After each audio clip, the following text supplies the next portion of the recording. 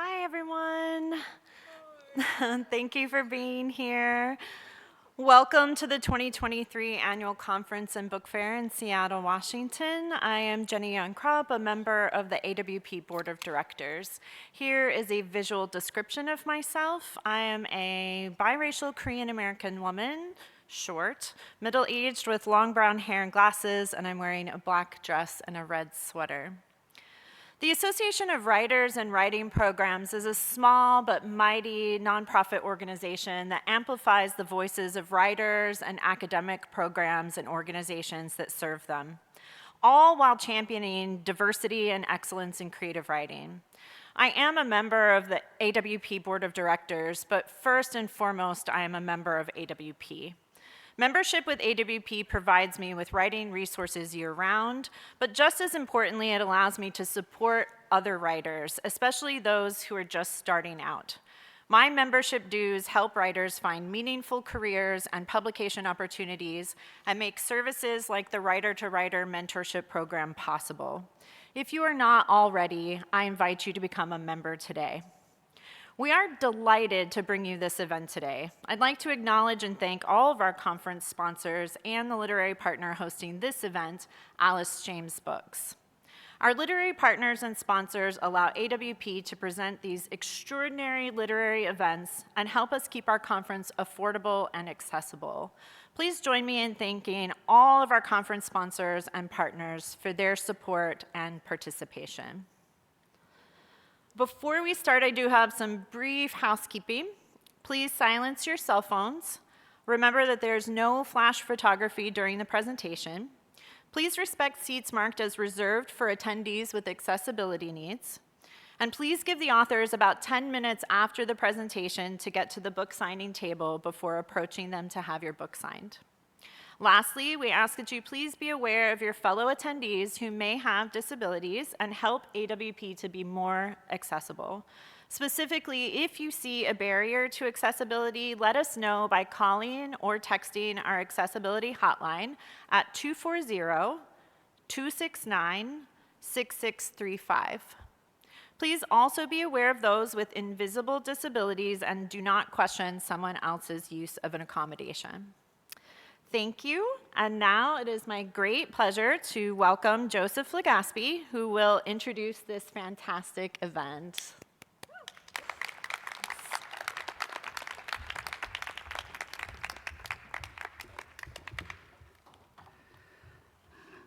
Hello, Seattle. Greetings and welcome to Everything All at Once, readings and conversation with four Alice James book poets. My name is Joseph Olegaspi. Physical description of myself, I'm Filipino-American male with a helmet of black hair, wearing heavily discounted Marc Jacobs pants, and a dark blue wool sweater with a house on it, over a red, white, and blue patterned button-down shirt. I love that. I am a co-founder and current board president of Kundiman. And if you would indulge me, let me speak what Alice James books mean to me. When Sarah Gambito and I started Kundiman, one of our goals and vision was to see more book publications by Asian American poets.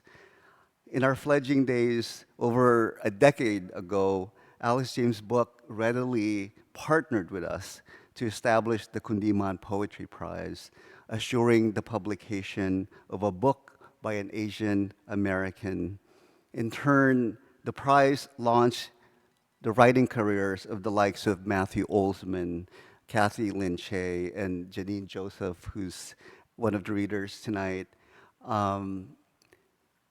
This partnership was crucial, and it was like a testimony of Alice James's mission and commitment to inclusivity and equity, to raise various voices.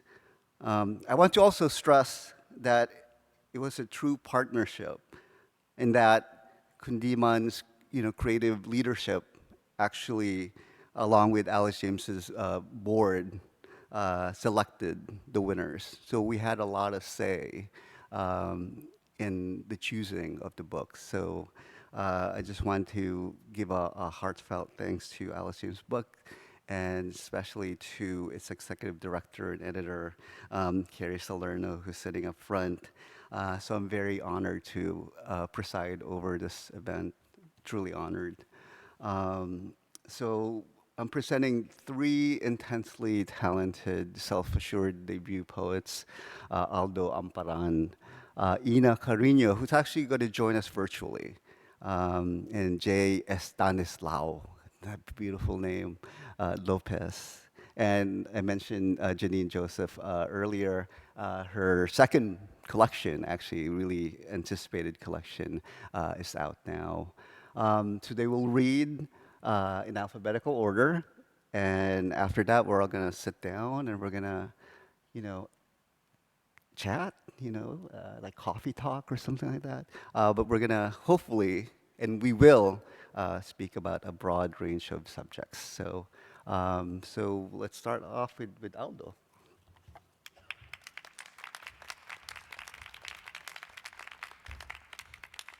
Thank you so much, Joseph.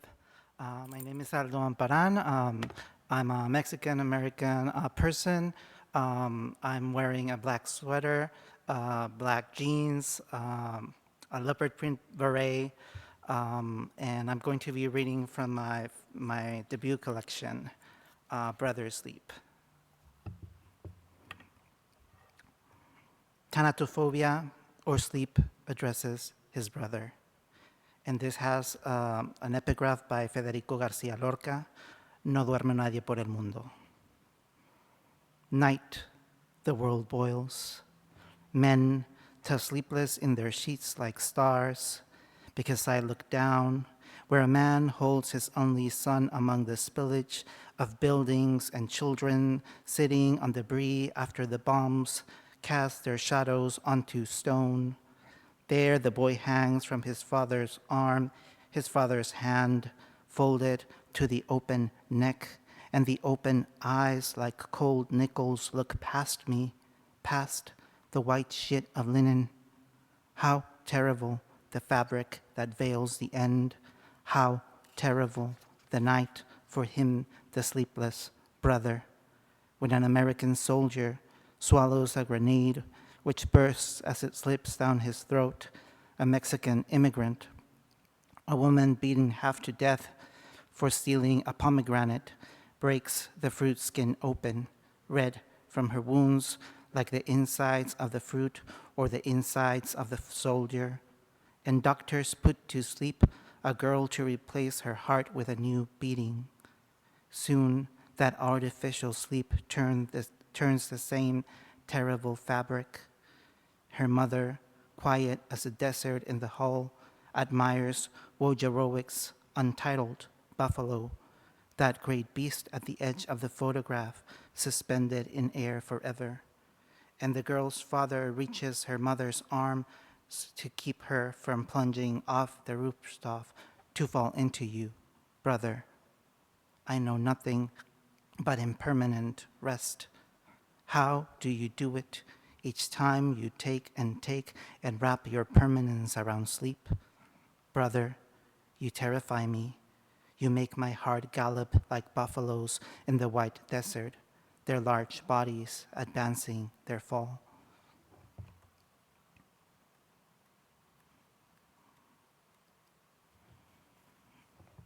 Glossary for what you left unsaid. Mad.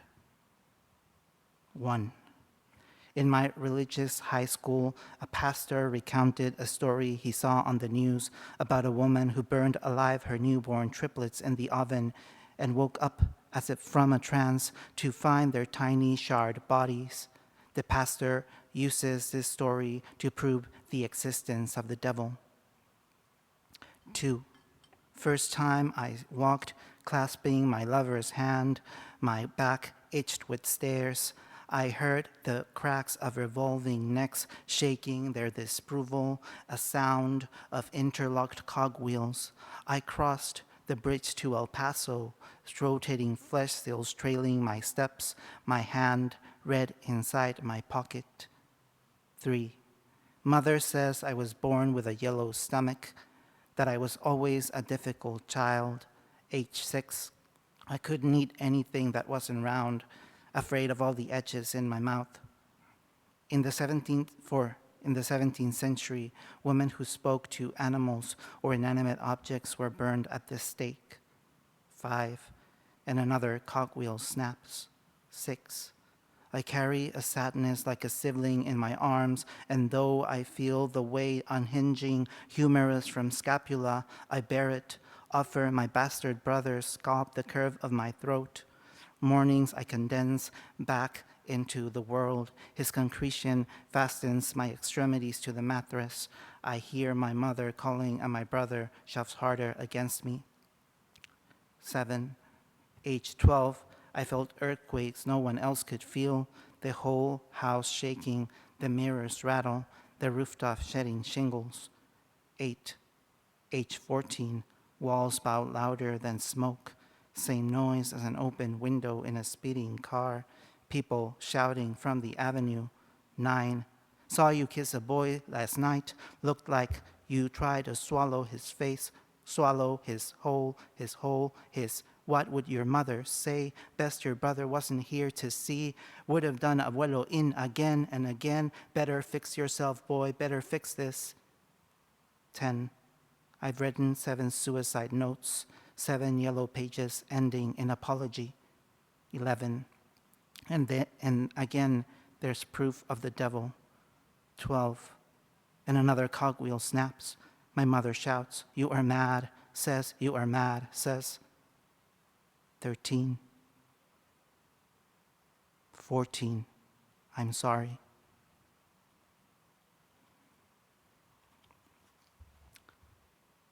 The day I came out, stains flowered the ceiling of my hotel room where I'd hardly slept.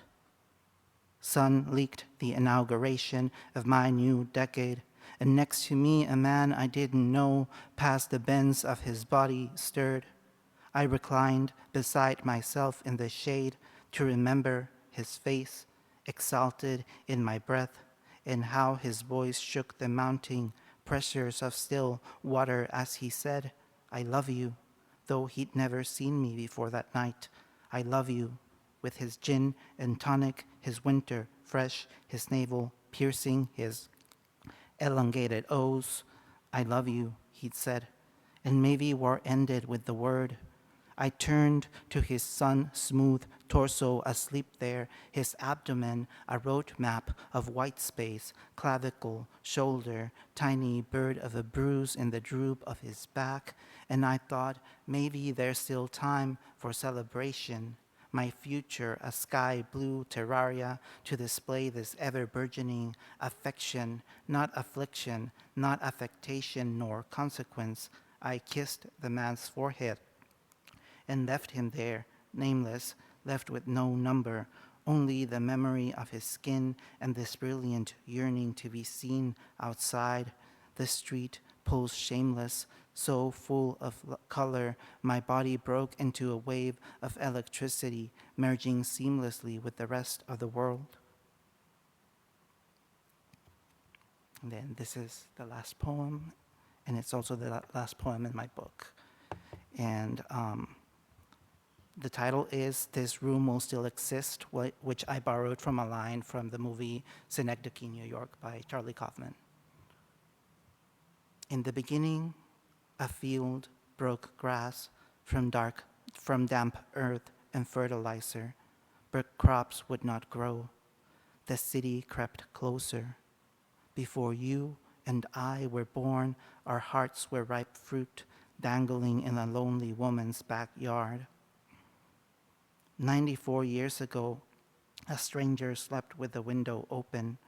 Fog surged into the room. Imagine waking from a dream of sky to sky.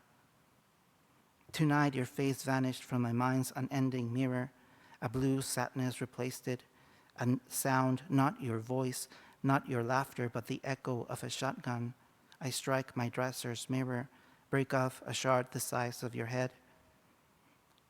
There are 86 sadnesses in this room alone. I've counted each of them, the serpent standing upright to the height of the ceiling, the warm bear skulking in the corner, his fur matted in dust. I've grown a blue mantis the size of my hands.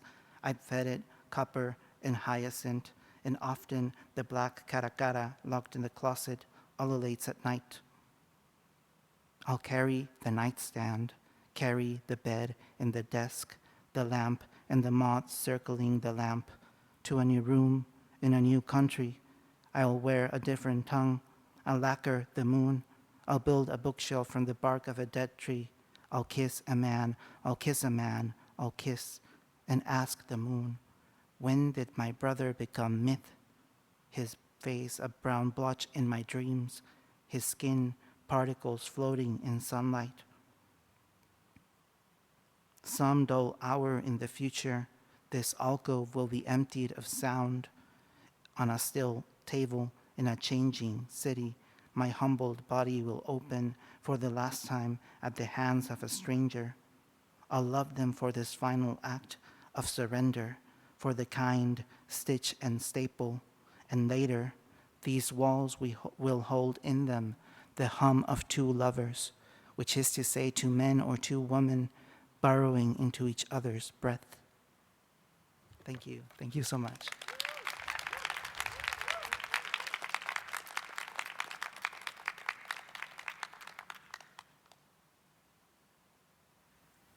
Are we doing Ina's video?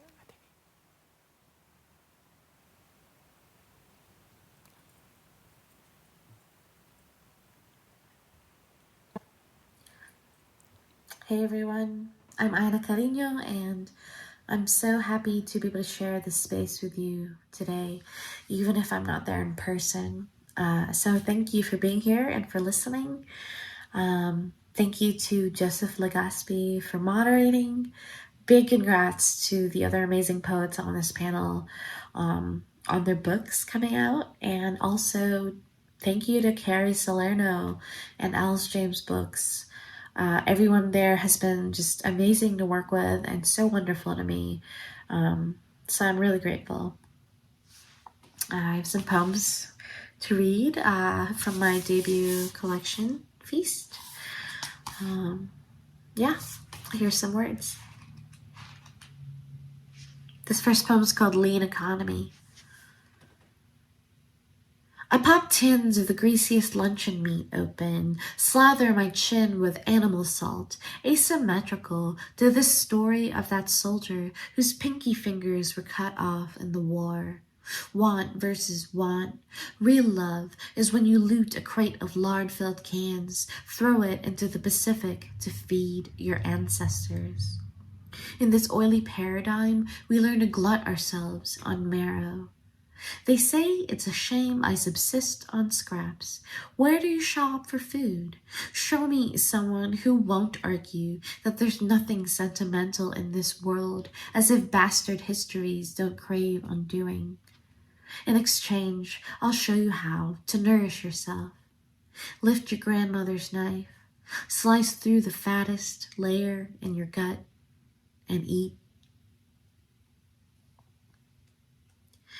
This next poem is called Bitter Melon, and it refers to a real vegetable that my grandmother force-fed me every now and then for dinner. It's called ampalaya in the Philippines.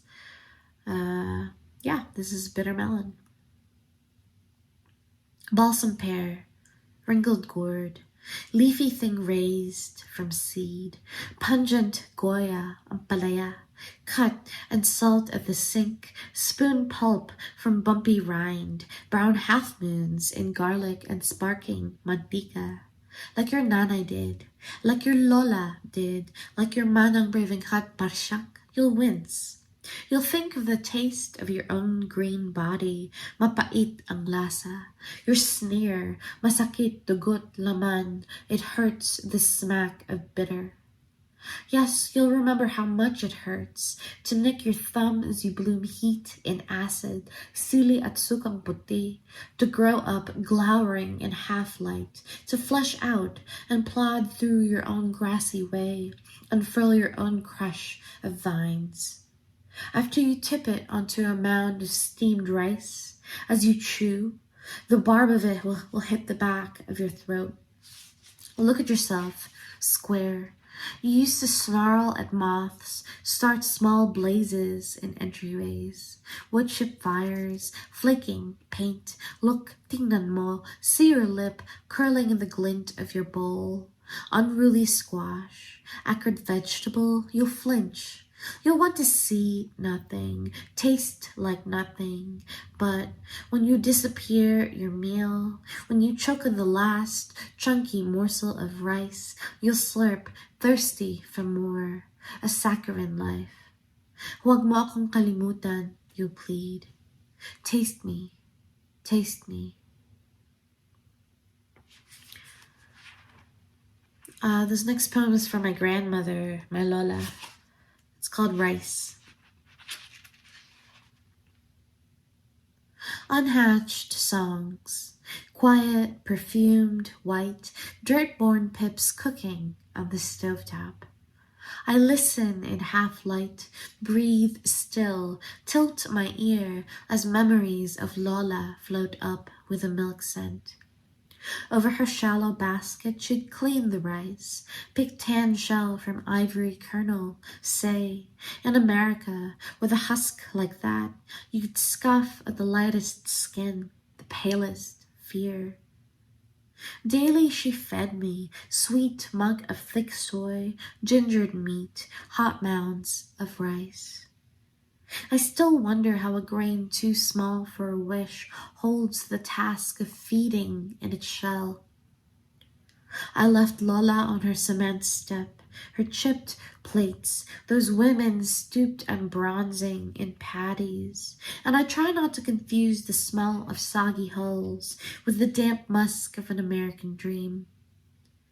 Still I wait for the water to bubble in the pot, and soon, in this half-light, they'll bud up soft, be what they'll be.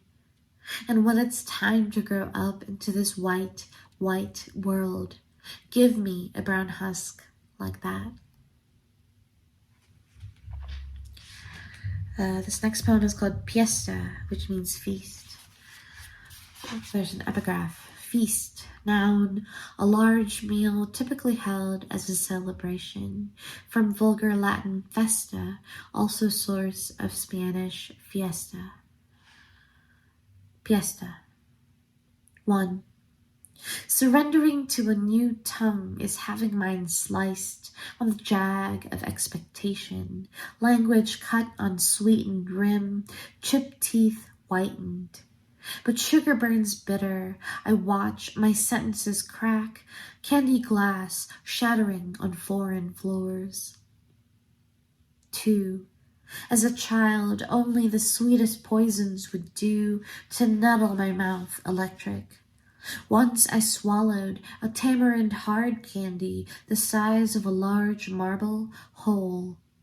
It slunk down my esophagus, bulged, and stuck itself halfway, so I ran away from Yaya, thinking myself heathen, bound to be in trouble for the accidental gulp.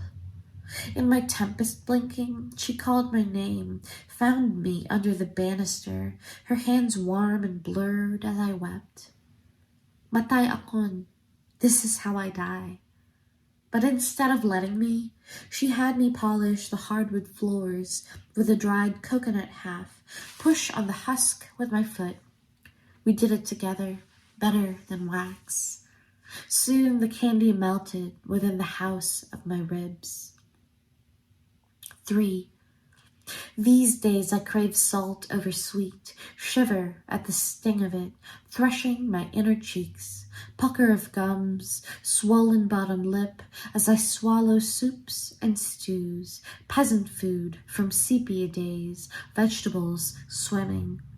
Gristle meets tooth in the vinegar dance of my mother's mother.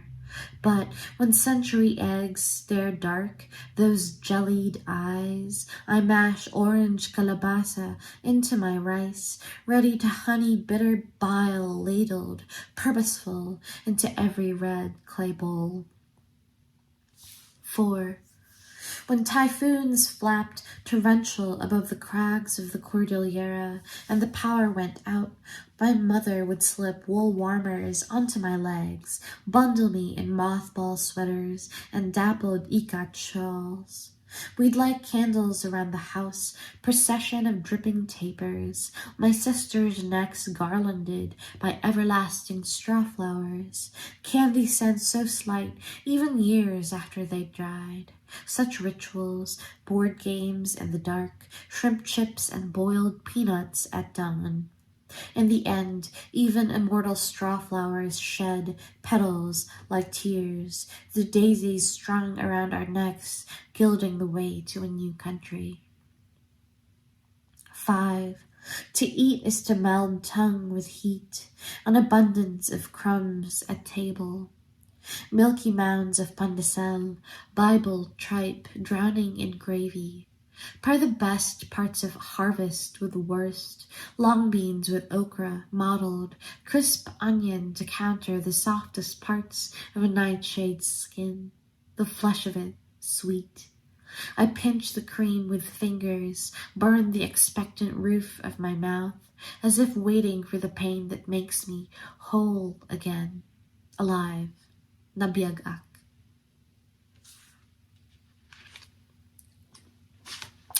This next poem is called Perishable.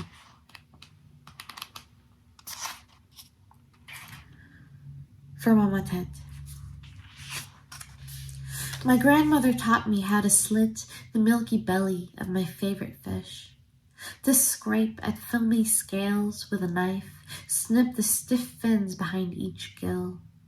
I watched as her hands, cracked and mapped with grease scars, lifted the flap of its stomach under running water, green viscera awash in vermilion, streaming down the drain.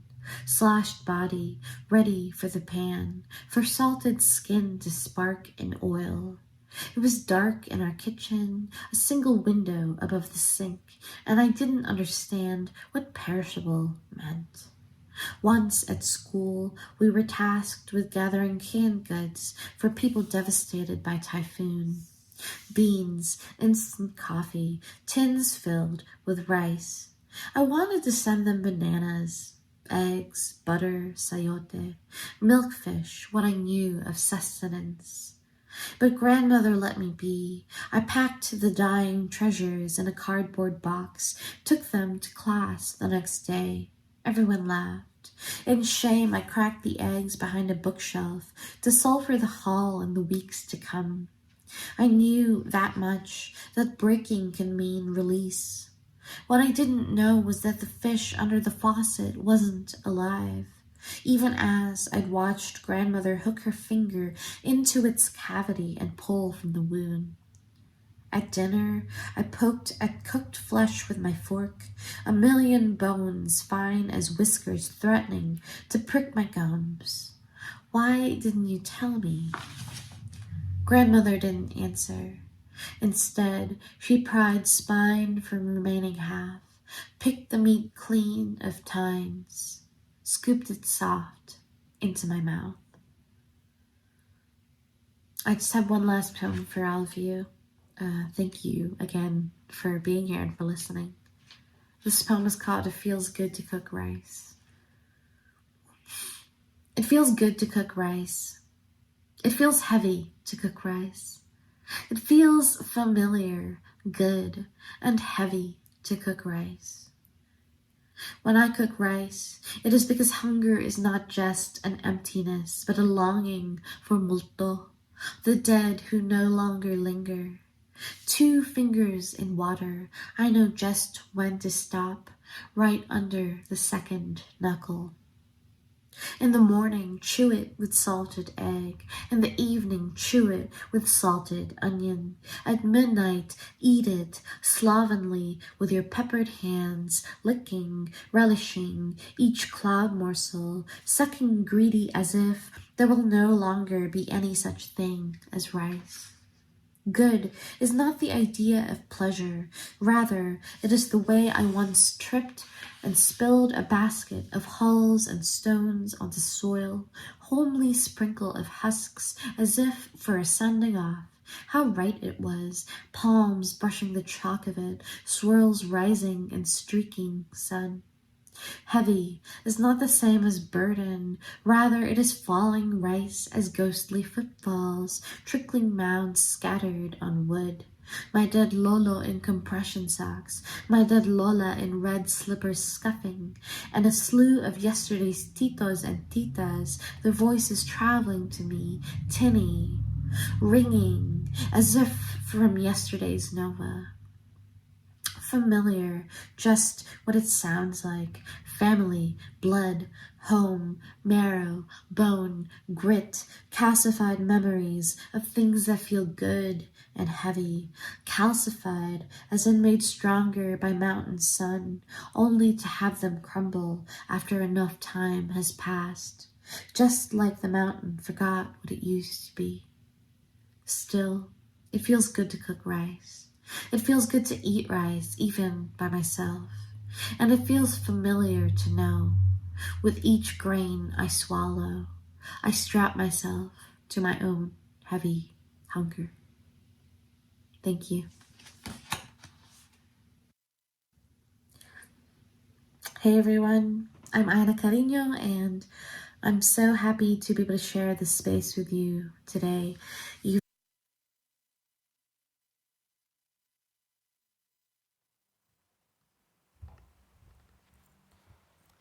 Thank you all so much for being here today. I'm Janine Joseph, a visual description. I'm wearing a mustard yellow dress with a black print of dots and stripes. I have red rimmed glasses and a strong red lip. I'll be reading poems from my collection, Decade of the Brain, which is my second poetry collection to come out with Alice James Books. I do have to extend a thank you to Carrie for really giving me the green light to write the only book that could have been possible to tell about my traumatic brain injury that I experienced in 2008 from a car crash. So I'll be reading poems from that collection.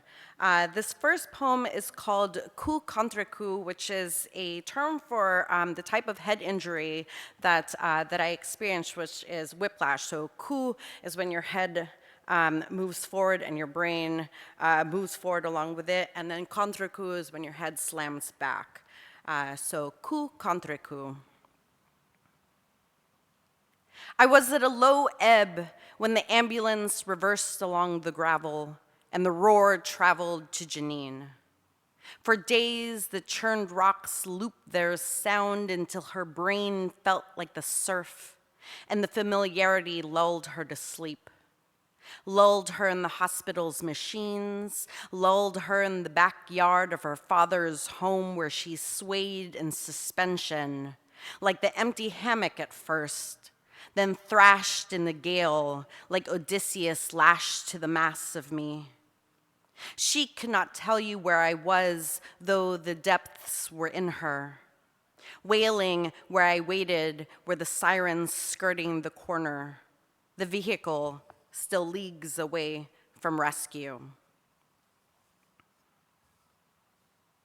As it turns out, there's so little that anyone knows about concussions and traumatic brain injuries and memory loss.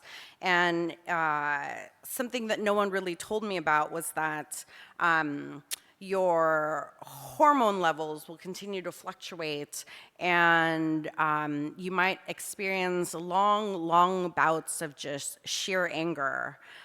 So now when I read reports about, soldiers who have come back with traumatic brain injuries and PTSD, when I read reports about footballers coming back from a game with traumatic brain injuries, and hearing some of the stories about their uncontrollable rage, I just experience those stories a little differently now. This poem is called Every Good Boy Does Fine. I aimed the lemon bar and pitched it. I framed, then flicked our photos from the wall. I slammed the door, edged the Jersey barrier. I'm sorry. My wrecking hands, I explained. My head of wanting to, I couldn't explain. I said, I understand how someone could. I couldn't explain. So we could laugh, I called myself the Incredible Hulk. But I wanted to boil a bath to kneel into. Me and the laughing bubbles bursting discordant. I wanted my childhood of rice to kneel onto. I couldn't explain. Keep a gratitude journal, they said.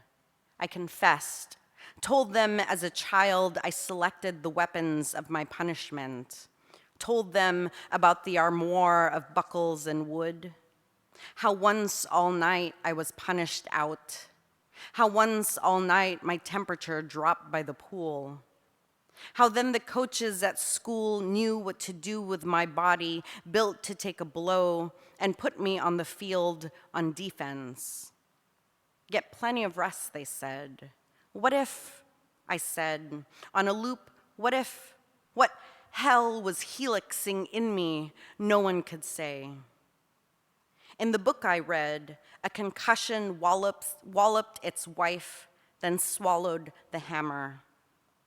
I roosted alone in a loft with hardwood floors and floor-to-ceiling windows. From everywhere in it, you could hear me expose the bone.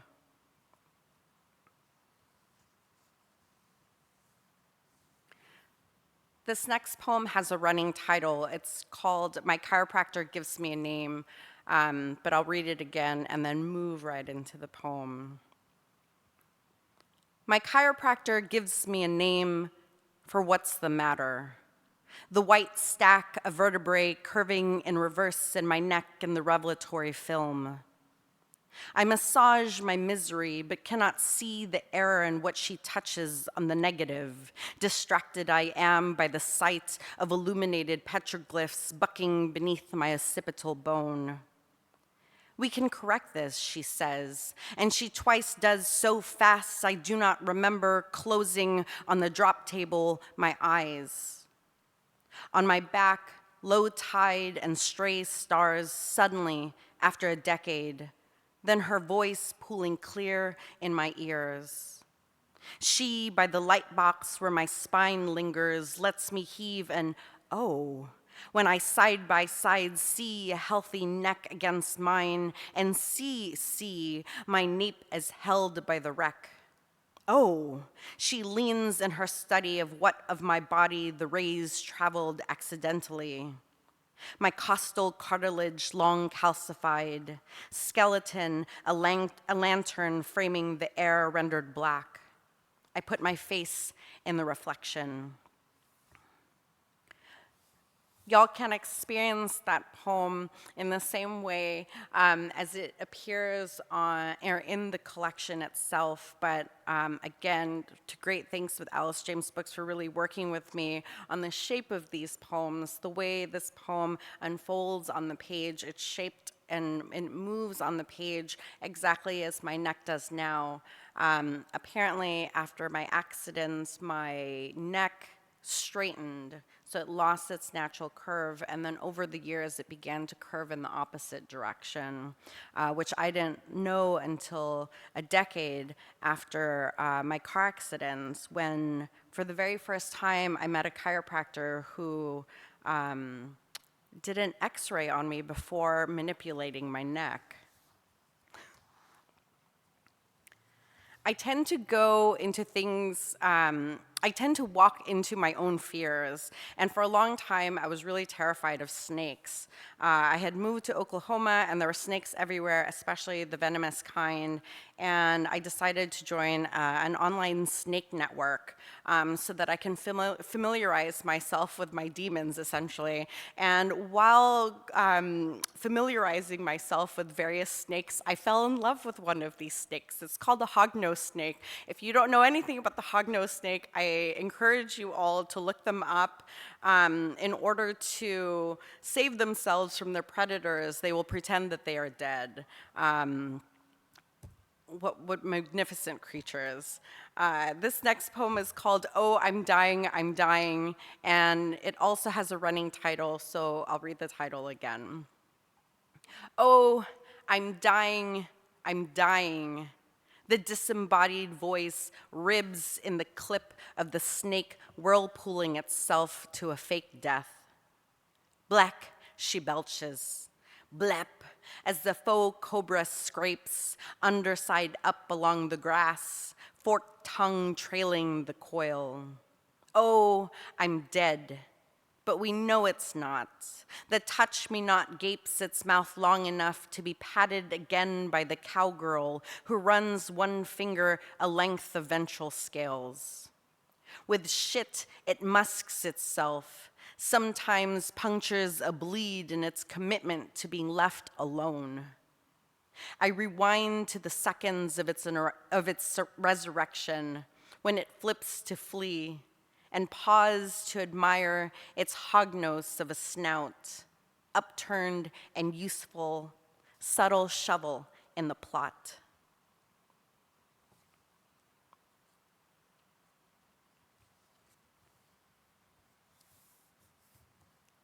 So this next poem, I had been hoping to write for years, really hoping that no one would would come out with a poem that would make use of this pun that I thought was the best pun in the whole entire world. So good that I just assumed that someone else was going to take the idea from me. But I wrote an abecedarian called abecedurian. Again, just really like low-hanging fruit here. But this poem makes use of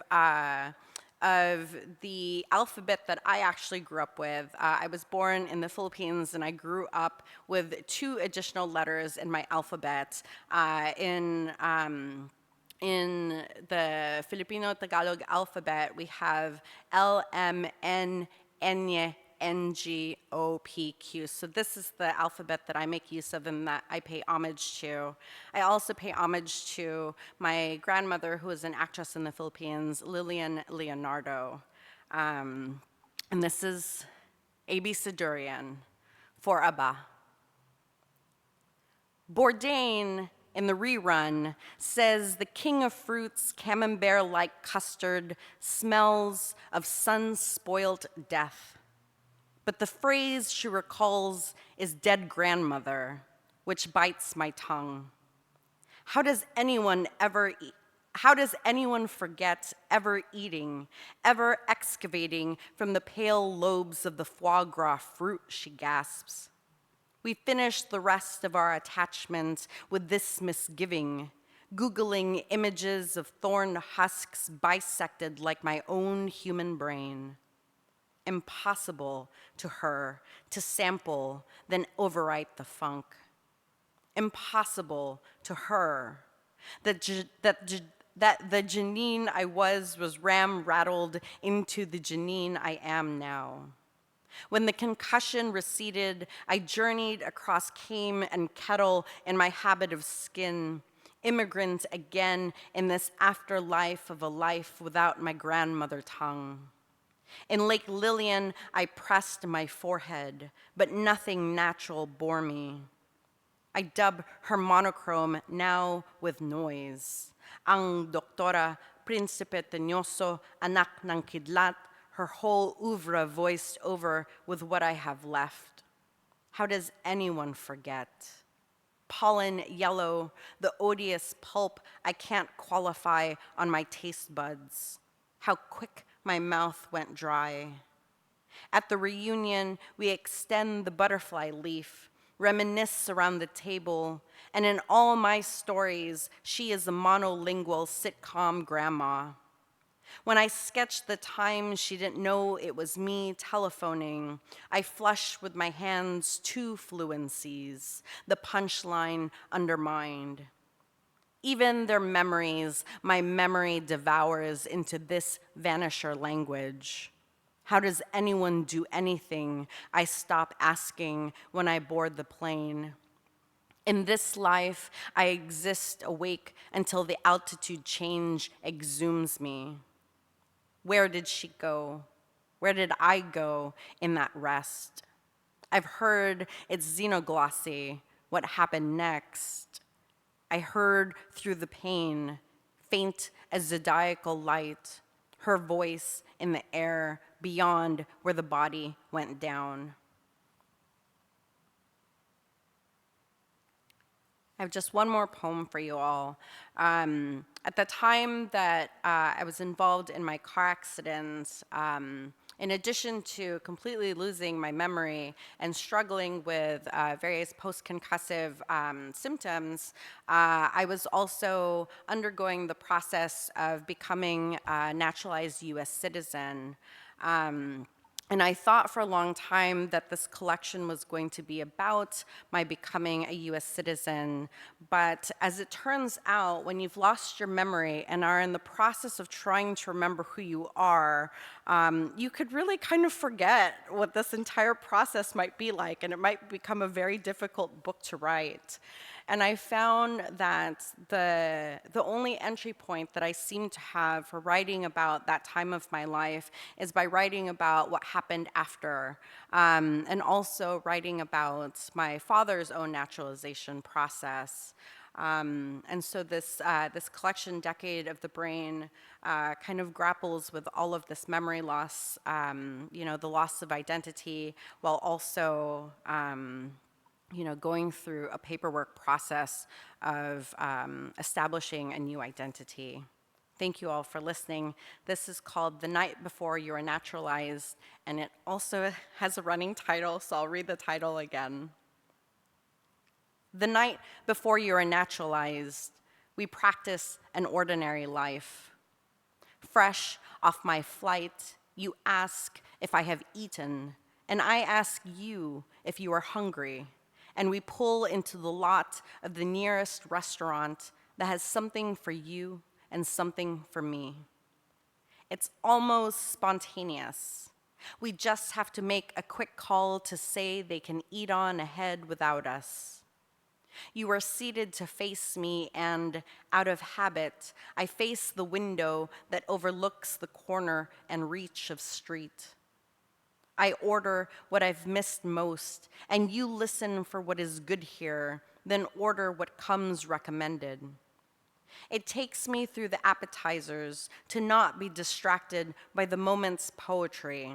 How I might write a poem titled like that magazine's tagline, "They're just like us," for example. Or a poem set here against the partition where I erase you by calling you alien relative in every instance where the you appears, and I disappear behind the petitioner in a bit of verse not really for us, but for the paparazzi reading. I focus when I see you fumbling with your grin, your front flipper tooth suddenly chipped in half, which you hand me when I ask what it is that you have done. Our dinner bowls arrive, but we are busy rehearsing your backup face for tomorrow's pictures. When we finally eat, a silence settles that isn't silence. You just won't smile, you say, and show me the closed beam you'll make. And I say, I'll figure it out. Don't worry, I'll fix it. And I do. With a needle and a glue, I bond it. Thank you.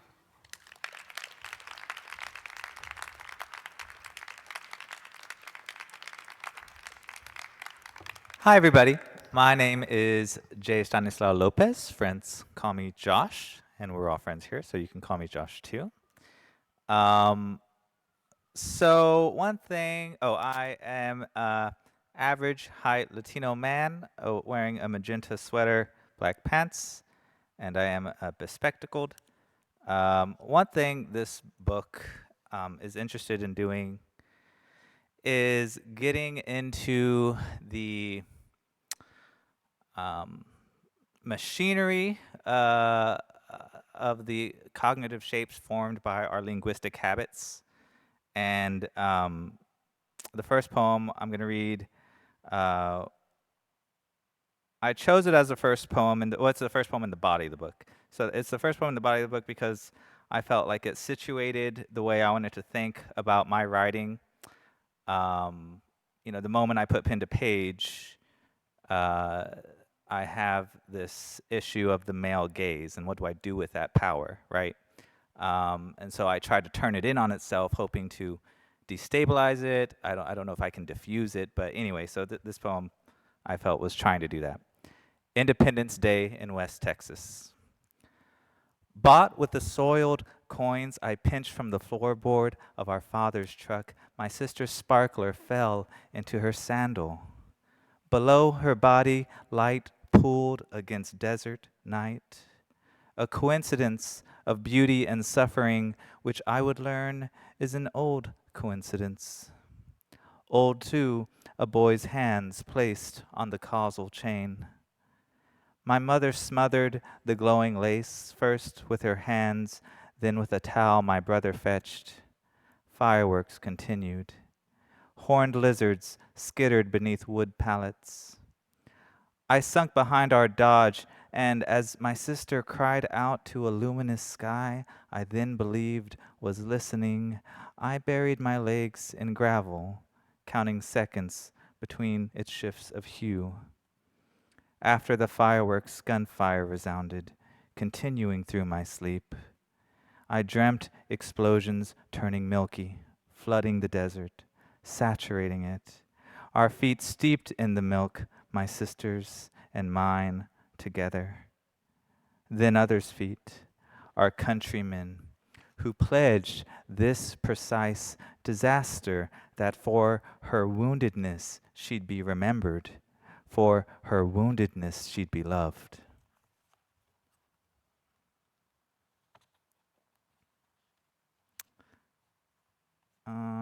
Next, I will read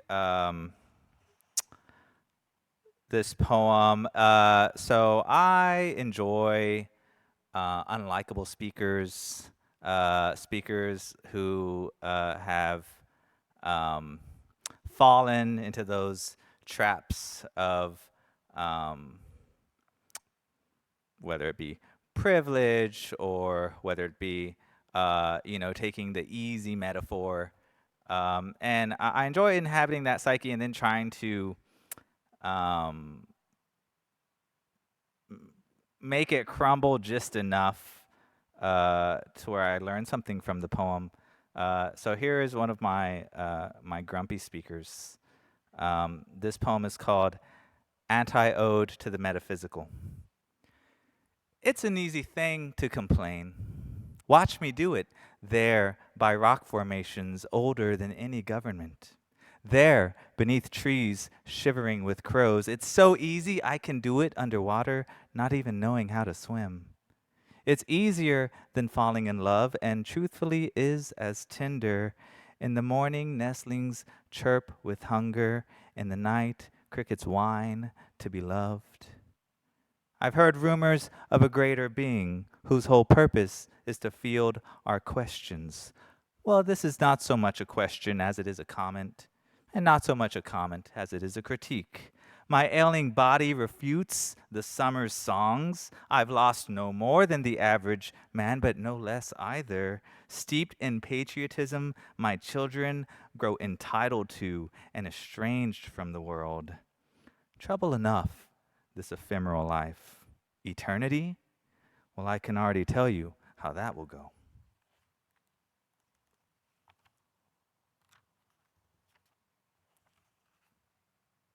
Okay. I hadn't planned on reading this one, but I thought I would throw it in. It's a short poem. I never really get to read it, so I thought I would give myself that opportunity. In this poem, I was thinking about this trope in elegies, the to take the deceased and transform them with metaphor. They become some kind of symbol for, I don't know, the advent of empiricism, as Tennyson did, or basically the idea is that the poet transforms the singular death into something more significant, right? Which I felt like, are we sure? So this poem is called, it's a very short poem, Elegy with No Tenor. If you don't know, metaphor has two parts, tenor and vehicle. Tenor is the thing we are trying to describe. Vehicle is what we use comparatively to describe it. Elegy with no tenor. What can I do but run one foot after the other toward metaphor? I move my hand toward a light bulb in the dark. As my hand gets closer, I can feel residual warmth. There used to be. There was once. There now is.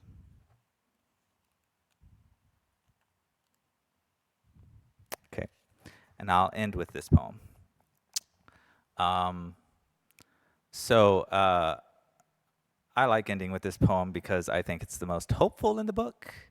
I'm not hopeful by nature, but this one hits home for me. So one major theme in the book is dealing with the overt and subtle violences of masculinity and fatherhood. It's called In Praise of Weakness. When my son grips my hand, I am touched with what my father feared. That weakness, tingling first in my knuckles, then flaming through my chest. All the ways in which I might fail him populate the charted territory. A point of pride for my father, how his finger never bent when pressed against my chest. As my thumb wipes the milk from my son's lips, I think of my father's lips, always closed, never parting to say the words. I say the words. I say them again, the words that will survive me. Thank you.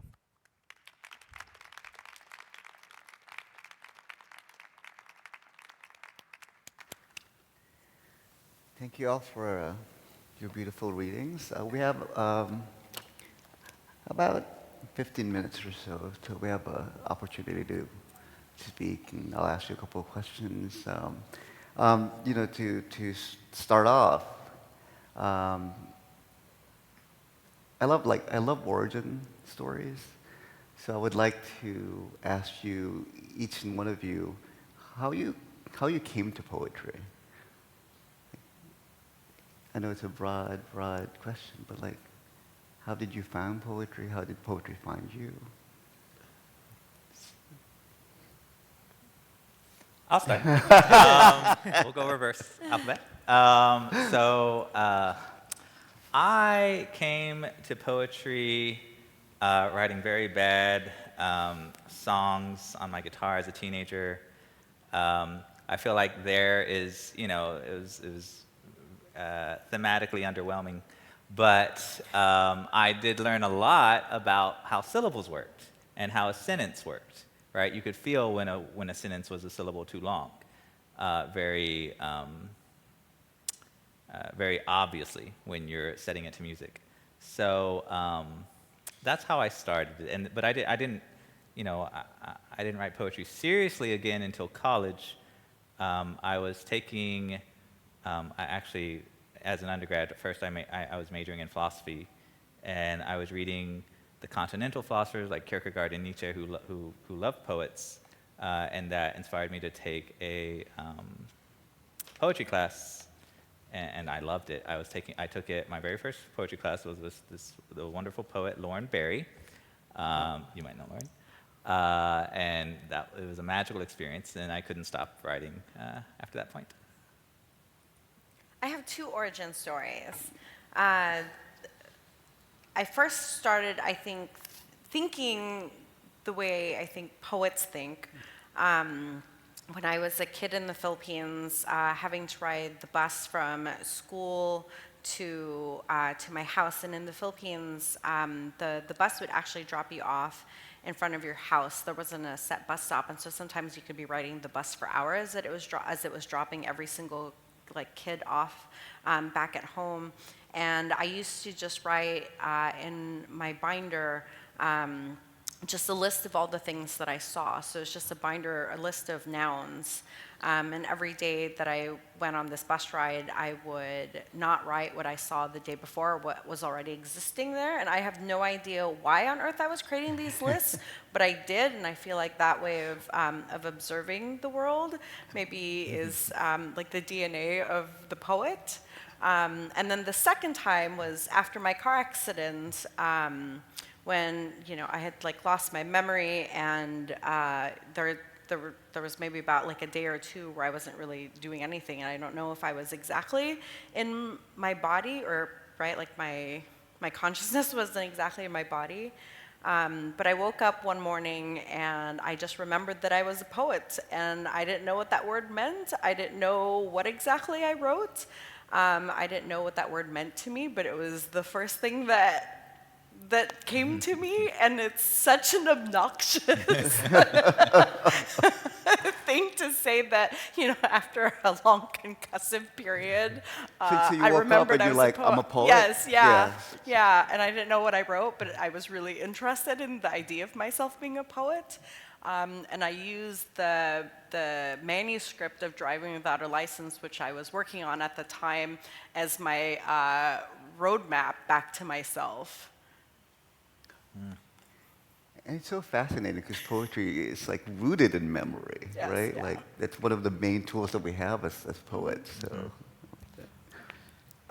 So it's interesting that this book was written in a time where I was very vulnerable, in a very vulnerable stage in my life, which was high school, when I was going through a lot of loss, of grieving, and I was also struggling to come out of the closet. And around this time, I discovered Sylvia Plath and Anne Sexton and Adrienne Rich in one of my English classes, and I really valued their vulnerability, and I really wanted to do that.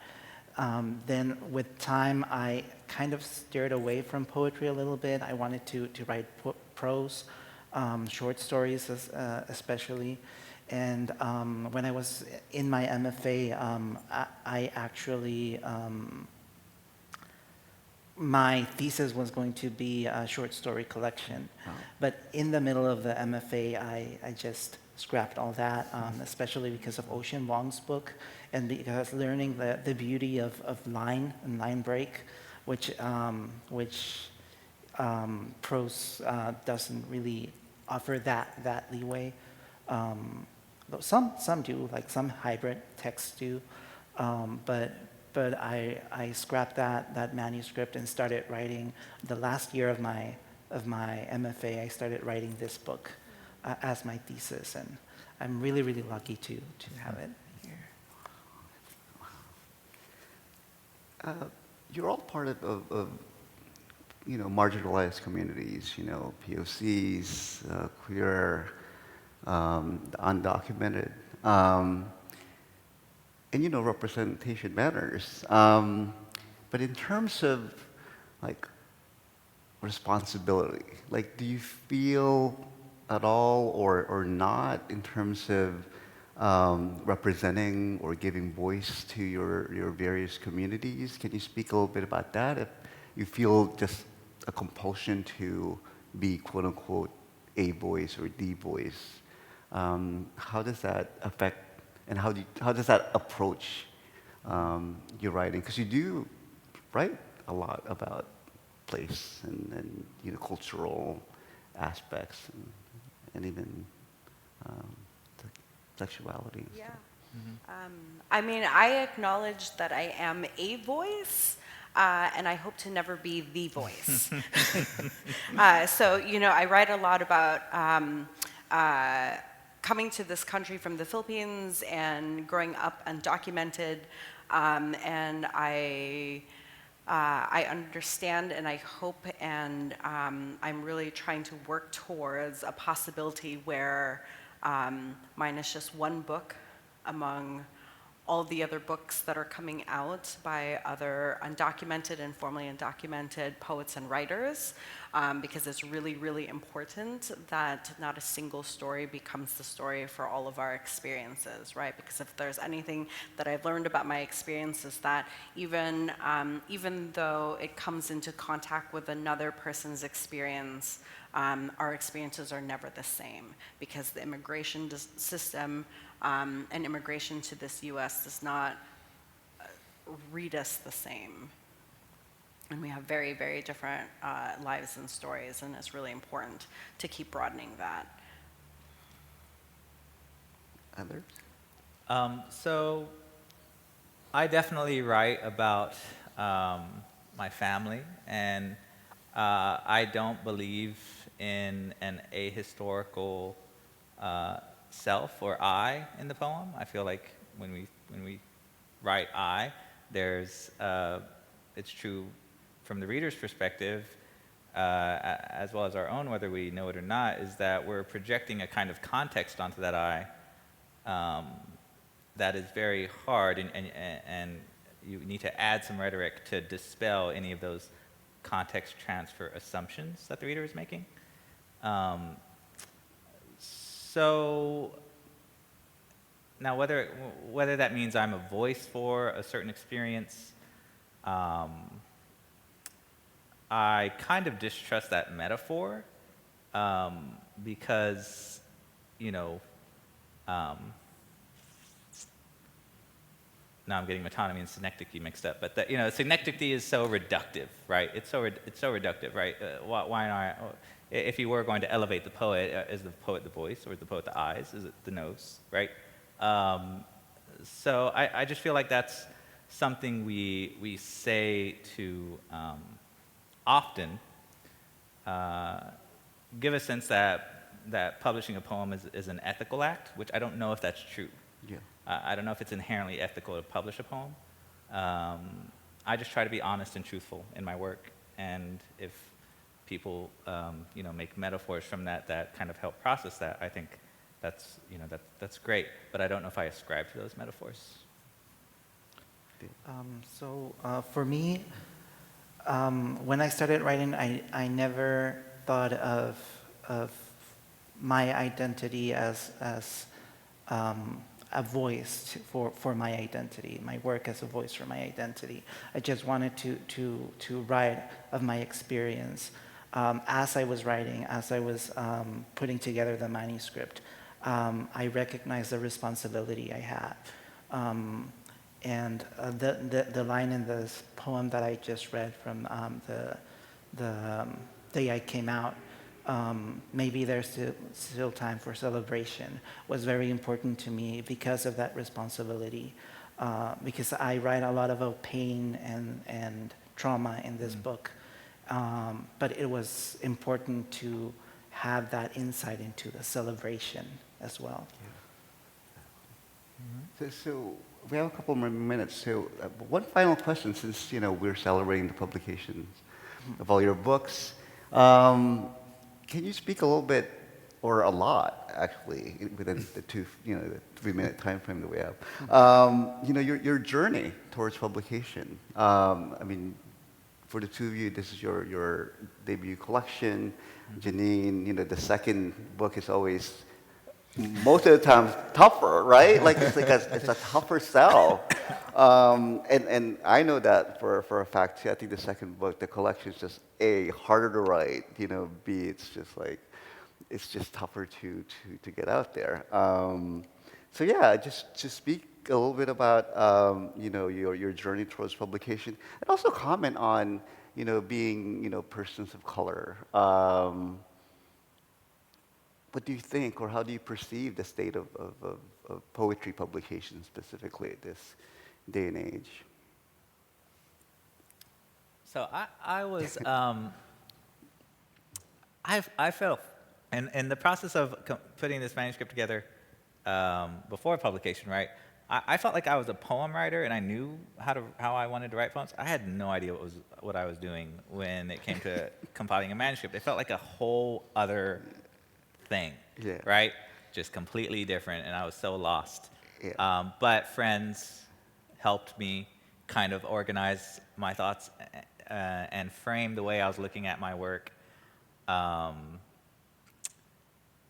because it is a very, it's a paradigm shift to think about whether a poem is being successful versus how that success is creating a successful manuscript. And one interesting thing that happens when you're putting together a manuscript is like there's a very successful poem that needs to go because there's a neighboring poem that is doing, succeeding in a similar way or something, right? And you're trying to create an interesting shift there. But anyway, so that was a mysterious process mostly, and then the path towards publication was mostly paved by the generosity of others, right? Other writers and editors giving me their thoughts and of course, Gary, calling me and making me feel seen, making my work feel seen in a way I don't think anyone ever had before. The way she saw the book. So yeah, it was just mystery and generosity, I think. Excellent.